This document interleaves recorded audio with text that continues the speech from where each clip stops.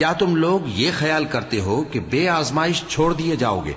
اور ابھی تو اللہ نے تم میں سے ایسے لوگوں کو پرکھا ہی نہیں جنہوں نے جہاد کیا، اور اللہ اور اس کے رسول اور مومنوں کے سوا کسی کو دلی دوست نہیں بنایا، اور اللہ تمہارے سب کاموں سے واقف ہے۔ مشرکوں کا کام نہیں کہ اللہ کی مسجدوں کو آباد کریں جبکہ وہ اپنے آپ پر کفر کی گواہی دے رہی ہوں۔ ان لوگوں کے سب اعمال بیکار ہیں اور وہ ہمیشہ دوزخ میں رہیں گے۔ اللہ کی مسجدوں کو تو وہ لوگ آباد کرتے ہیں جو اللہ پر اور روز قیامت پر ایمان لاتے اور نماز پڑھتے اور زکوٰۃ دیتی ہیں، اور اللہ کے سوا کسی سے نہیں ڈرتے۔ یہی لوگ امید ہے کہ ہدایت یافتہ لوگوں میں سے ہوں۔ کیا تم نے حاجیوں کو پانی پلانا اور مسجد حرام یعنی خانہ کعبہ کو آباد کرنا اس شخص کے اعمال جیسا خیال کیا ہے جو اللہ اور روز آخر پر ایمان رکھتا ہے اور اللہ کی راہ میں جہاد کرتا ہے؟ یہ لوگ اللہ کے نزدیک برابر نہیں ہیں، اور اللہ ظالم لوگوں کو ہدایت نہیں دیا کرتا۔ جو لوگ ایمان لائے اور وطن چھوڑ گئے اور اللہ کی راہ میں مال اور جان سے جہاد کرتے رہے، اللہ کے ہاں ان کے درجات بہت بڑے ہیں اور وہی مراد کو پہنچنے والے ہیں۔ ان کا پروردگار ان کو اپنی رحمت کی اور خوشنودی کی اور بہشتوں کی خوشخبری دیتا ہے جن میں ان کے لیے ابدی نعمت ہے، اور وہ ان میں ہمیشہ ہمیشہ رہیں گے۔ کچھ شک نہیں کہ اللہ کے ہاں بڑا صلہ تیار ہے۔ اے اہل ایمان، اگر تمہارے ماں باپ اور بہن بھائی ایمان کے مقابل کفر کو پسند کریں تو ان سے دوستی نہ رکھو، اور جو ان سے دوستی رکھیں گے وہ ظالم ہیں۔ کہہ دو کہ اگر تمہارے باپ اور بیٹے اور بھائی اور بیویاں اور خاندان والے اور مال جو تم کماتے ہو اور تجارت جس میں مندی سے ڈرتے ہو اور مکانات جن کو پسند کرتے ہو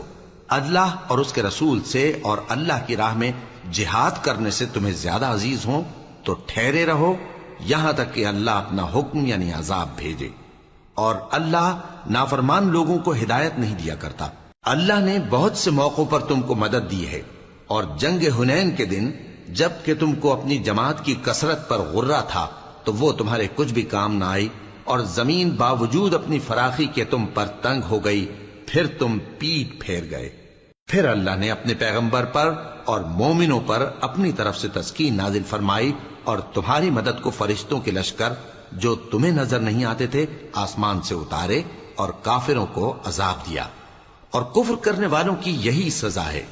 پھر اللہ اس کے بعد جس پر چاہے مہربانی سے توجہ فرمائے، اور اللہ بخشنے والا ہے، مہربان ہے۔ مومنوں، مشرک تو پلید ہیں، تو اس برس کے بعد وہ مسجد حرام یعنی خانہ کعبہ کے پاس نہ جانے پائیں، اور اگر تم کو مفلسی کا خوف ہو تو اللہ چاہے گا تو تم کو اپنے فضل سے غنی کر دے گا۔ بے شک اللہ سب کچھ جانتا ہے، حکمت والا ہے۔ جو لوگ اہل کتاب میں سے اللہ پر ایمان نہیں لاتے اور نہ روز آخر پر یقین رکھتے ہیں اور نہ ان چیزوں کو حرام سمجھتے ہیں جو اللہ اور اس کے رسول نے حرام کی ہیں، اور نہ دین حق کو قبول کرتے ہیں، ان سے جنگ کرو یہاں تک کہ ذلیل ہو کر اپنے ہاتھ سے جزیہ دینے لگیں۔ اور یہود کہتے ہیں کہ عزیر اللہ کے بیٹے ہیں، اور عیسائی کہتے ہیں کہ مسیح اللہ کے بیٹے ہیں۔ یہ ان کے منہ کی باتیں ہیں، پہلے کافر بھی اسی طرح کی باتیں کہا کرتے تھے، یہ بھی انہی کی ریس کرنے لگے ہیں۔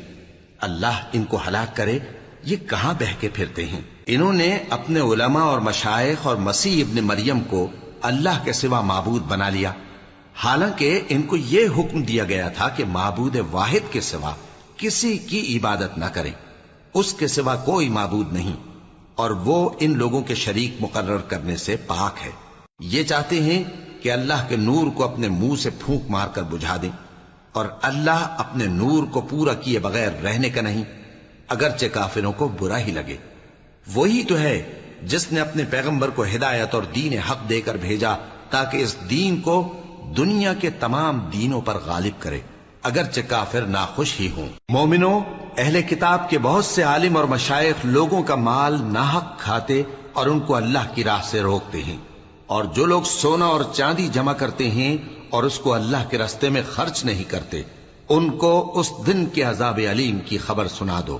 جس دن وہ مال دوزخ کی آگ میں خوب گرم کیا جائے گا، پھر اس سے ان بخیلوں کی پیشانیاں اور پہلو اور پیٹھیں داغی جائیں گی، اور کہا جائے گا کہ یہ وہی ہے جو تم نے اپنے لیے جمع کیا تھا، سو جو تم جمع کرتے تھے اب اس کا مزہ چکھو۔ اللہ کے نزدیک مہینے گنتی میں 12 ہیں، اس روز سے کہ اس نے آسمان اور زمین کو پیدا کیا۔ اللہ کی کتاب میں سال کے 12 مہینے لکھے ہوئے ہیں، ان میں سے 4 مہینے ادب کے ہیں، یہی دین کا سیدھا رستہ ہے۔ تو ان مہینوں میں قتال ناحق سے اپنے آپ پر ظلم نہ کرنا، اور تم سب کے سب مشرکوں سے لڑو جیسے وہ سب کے سب تم سے لڑتے ہیں، اور جان رکھو کہ اللہ پرہیزگاروں کے ساتھ ہے۔ ادب کے کسی مہینے کو ہٹا کر آگے پیچھے کر دینا کفر میں بڑھ جانا ہے، اس سے کافر گمراہی میں پڑے رہتے ہیں۔ ایک سال تو اس کو حلال سمجھ لیتے ہیں اور دوسرے سال حرام، تاکہ ادب کے مہینوں کی جو اللہ نے مقرر کیے ہیں گنتی پوری کر لیں، اور جو اللہ نے منع کیا ہے اس کو جائز کر لیں۔ ان کے برے اعمال ان کو بھلے دکھائی دیتے ہیں اور اللہ کا